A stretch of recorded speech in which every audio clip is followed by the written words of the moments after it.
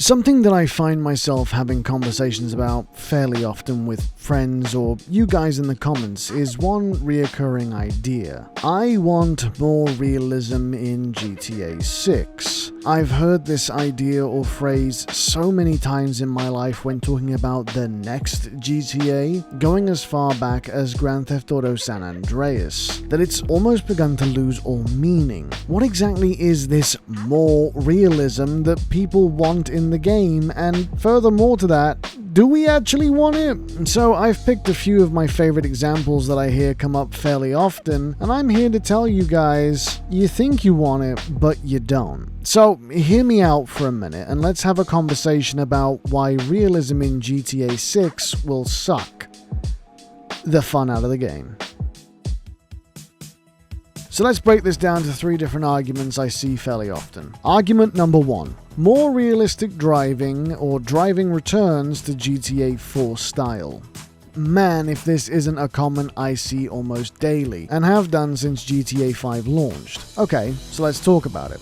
GTA 4's handling was unique, I grant you that. It was heavy, it felt almost a little too heavy in places. I don't know if you've gone back and played GTA 4 recently, but it's not easy to get back into. Now, please bear in mind this is all subjectively my opinion, so your mileage may differ. But when it comes down to driving in GTA, I want to be almost able to pick it up and put it down, and not have to really relearn how to take a corner properly for almost 30 minutes. With GTA 4, I feel like I have to relearn a system I was once adapted to and have forgotten.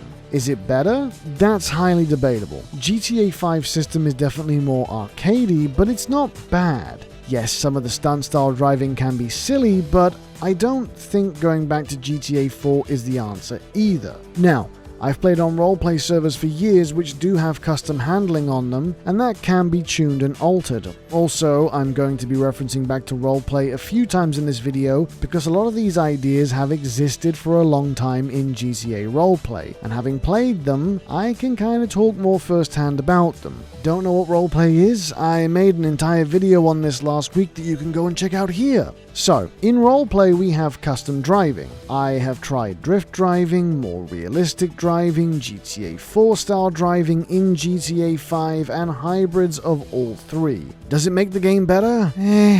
Not really. It's fine, but it's not that crazy different. Look, it all boils down to what you think is important. Is GTA a racing game? No, it's an open world experience. I think driving needs to be accessible and make sense. And if it does that, I think it works. It doesn't need to be hyper realistic, it just needs to work. Just like you need to be realistic and click that subscribe button. Got ya, bitch. Argument number two. I want to have to fill my car with gas. This idea baffles me. Why? Okay, so I get it, right? Going to the gas station, putting in gas, cool novelty, but if you drive an actual car, after 3 or 4 trips to the gas station, this realization kicks in. I have to do this for the rest of my life that I drive. And suddenly it becomes a chore. It becomes a pain in the ass that you don't really want to go do, but you have to do so you can continue to drive. Do you know what makes GTA fun? The lack of consequences. If I want to blow up half the city, I can, and when I'm done, nothing bad happens. If I want to jump off this really tall place to see what happens and I die, I just respawn. Those are the things that make a game fun. Do you want to know what's not fun? Driving for 30 minutes and then having a warning light tell you to get gas whilst you're in the middle of doing fun stuff. Whoa now, let's take a fun break and do some real boring stuff. This is what filling gas is. Wanna know how I know? Yep, that's right, it's in roleplay, and it's boring. Every 30 minutes to an hour, trip to the gas station to get gas. Sure, it takes 2 minutes, but it's 2 minutes that could be spent having fun and not doing a really dull thing that actually adds next to zero to my immersion into the game. Just trust me on this one. You think it will be cool, but I assure you it gets old fast. Argument number 3. I want every building to be enterable just like in the real world. Okay, first of all, you don't go in every building in the real world. And if you do, there's probably a warrant out for you somewhere. Look, I get the concept. More things equals better. But that's simply not the truth. Do there need to be more enterable buildings than there was in GTA 5? Sure, absolutely, why not? But do those buildings need to be interesting and a reason to go into them? Now that's a conversation people don't seem to want to have. Let's say I take 100 buildings, and I copy and paste them so they're all identical. And you can go in them and look at them, but honestly, they add nothing new. How many times do you go in the building before you see the same layout and just go, nope, and leave? 5, 10, maybe 20 times? Eventually, you just realize this is a waste of time and stop doing it. But fairs, I want lots of buildings, but they all serve a purpose and they're all unique. Okay, you are living in a magical land that doesn't exist. Everything has limitations, and that is just something we all have to understand and agree on. Look, there will be more buildings, and they will be cooler and more interesting to explore, along with the whole of GTA 6's map. But every building being enterable is not needed. I promise you.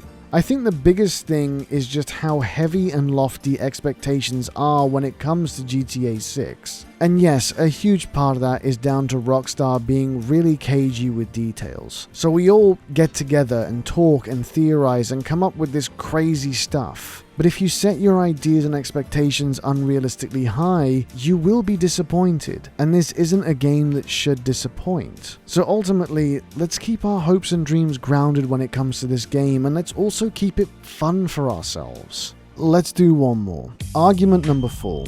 Bring back the eating/fat/gym system from San Andreas, but make it better so my character gets hungry. Okay, let me just say I loved this system in GTA San Andreas, where either CJ looks fit if you go to the gym a bunch and work out and make him super healthy looking and your stats get a boost. I loved it. Or alternatively, you can eat a ton of fast food and he becomes this big tub of lard. Great system, but this one always has the caveat of, but also make it so my character gets hungry. And here becomes the problem. I don't know about you, but when I'm on a real binge of a game and I'm deeply into it and playing the hell out of it, the last thing I can be bothered to do is get up and make myself dinner when I get hungry. I actively put it off to the point where I get starving and I feel like I'm about to pass out. That's right, I'm a grown adult and I can barely look after myself. But yet suddenly you want to be responsible for feeding your character in GTA as well? 3 things. This sounds annoying and reminds me of a Tamagotchi. It's not as immersive as you think, and to top it all off, you can barely feed yourself dino nuggies, so how about we start there? Genuinely, this is not a system that makes the game fun, it just continues that chore line of thought. I get the concept sounding cool, but it just ends up being annoying. Okay, but what if we make all of these optional that you could turn off if you wanted to? Sure, it's called mods, and I'm sure they will come with the PC release, but it does not need to be in base GTA 6, because if it's in base GTA 6, it'll transition to online, and trust me, you don't want to be dealing with these things all the time online. It will make the experience a pain in the ass. Just trust me, again, talking from roleplay experience, this becomes a chore quickly, and it doesn't add much to the experience. But I do want to know, are these expectations you have, or do you have other things that you think will make GTA so much better, and maybe I can make a follow-up video in the future talking about these things? Let me know in the comments down below. I genuinely can't wait to read them, because these are my favorite kinds of theories and things that people think will make the game better. But for now, that about does it. See you next week. Don't forget to like and subscribe, and I'll see you then. Also, I am incredibly sorry for the shorter video this week, but Battlefield 6 has its open beta, and I am playing the hell out of that. So, love you guys. Bye!